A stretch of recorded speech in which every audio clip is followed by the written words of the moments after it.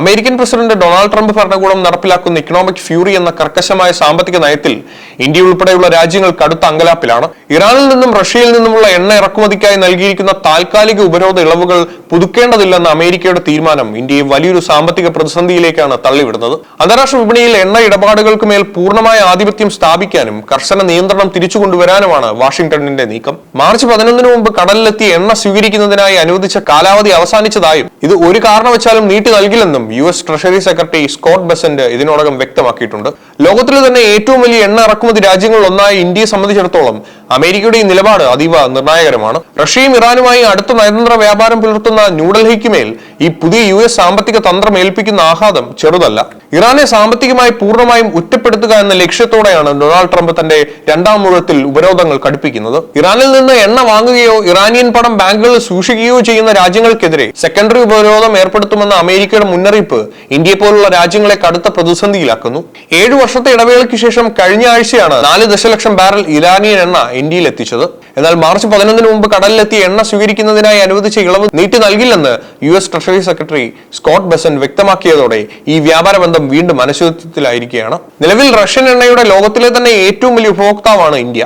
Russian എണ്ണയിൽ മേലും സമാന നിയന്ത്രണങ്ങൾ വരുന്നത് ഇന്ത്യയുടെ ഊർജ്ജ സുരക്ഷയെയും ആഭ്യന്തര വിപണിയിലെ എണ്ണ വിലയെയും നേരിട്ട് ബാധിച്ചേക്കാം. ഇറാന്റെ എണ്ണ വരുമാനം പൂർണ്ണമായും തടഞ്ഞുകൊണ്ട് അവരെ ചർച്ചാമേശയിലേക്ക് എത്തിക്കുക എന്നതാണ് അമേരിക്കയുടെ തന്ത്രമെങ്കിലും അത് ഇന്ത്യയെ പോലുള്ള വളർന്നു വരുന്ന സമ്പദ് വ്യവസ്ഥകൾക്ക് മേൽ വലിയ സാമ്പത്തിക ഭാരം അടിച്ചേൽപ്പിക്കുകയാണ്. അന്താരാഷ്ട്ര എണ്ണ വിപണിയിൽ സമ്മർദ്ദം വർദ്ധിക്കുമ്പോഴും US-ൽ നിന്നുള്ള എണ്ണ ഇറക്കുമതി വർദ്ധിപ്പിക്കാൻ ഇന്ത്യക്ക് മേൽ വാഷിംഗ്ടൺ സമ്മർദ്ദം ചെലുത്തുന്നുണ്ട്.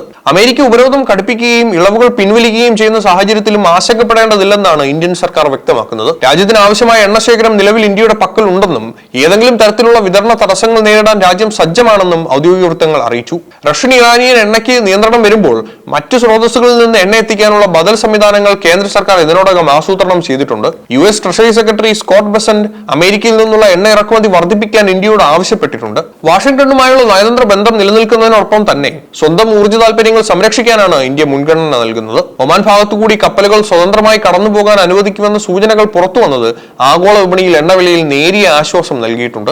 യുദ്ധത്തെക്കാളുപരി സാമ്പത്തിക സമ്മർദ്ദ തന്ത്രങ്ങളിലൂടെ ഇറാനെ തളയ്ക്കാനാണ് ട്രംപ് ഭരണകൂടം ശ്രമിക്കുന്നത്. എന്നാൽ ലോകത്തിലെ ഏറ്റവും വലിയ എണ്ണ ഉപഭോക്താക്കളിൽ ഒരാളായ ഇന്ത്യ തങ്ങളുടെ സാമ്പത്തിക ഭദ്രത ഉറപ്പാക്കാൻ സൗദി അറേബ്യ, UAE തുടങ്ങിയ ഗൾഫ് രാജ്യങ്ങളുമായുള്ള വ്യാപാരം വർദ്ധിപ്പിക്കുന്നത് ഉൾപ്പെടെയുള്ള ബദൽ മാർഗങ്ങൾ ഗൗരവമായി പരിഗണിക്കുന്നുണ്ട്. ഒമാനിൽ നടക്കാനിരിക്കുന്ന അടുത്ത നയതന്ത്ര ചർച്ചകൾ ഇന്ത്യക്ക് നിർണായകമാകും.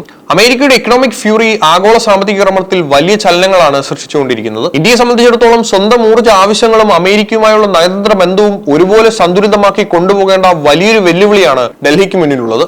വരും ദിവസങ്ങളിൽ അന്താരാഷ്ട്ര വിപണിയിൽ ഉണ്ടായ മാറ്റങ്ങളും US ട്രഷറി വകുപ്പിലെ നീക്കങ്ങളും ഇന്ത്യൻ സമ്പദ് വ്യവസ്ഥയെ സംബന്ധിച്ചിടത്തോളം അതീവ നിർണായകരമാകും.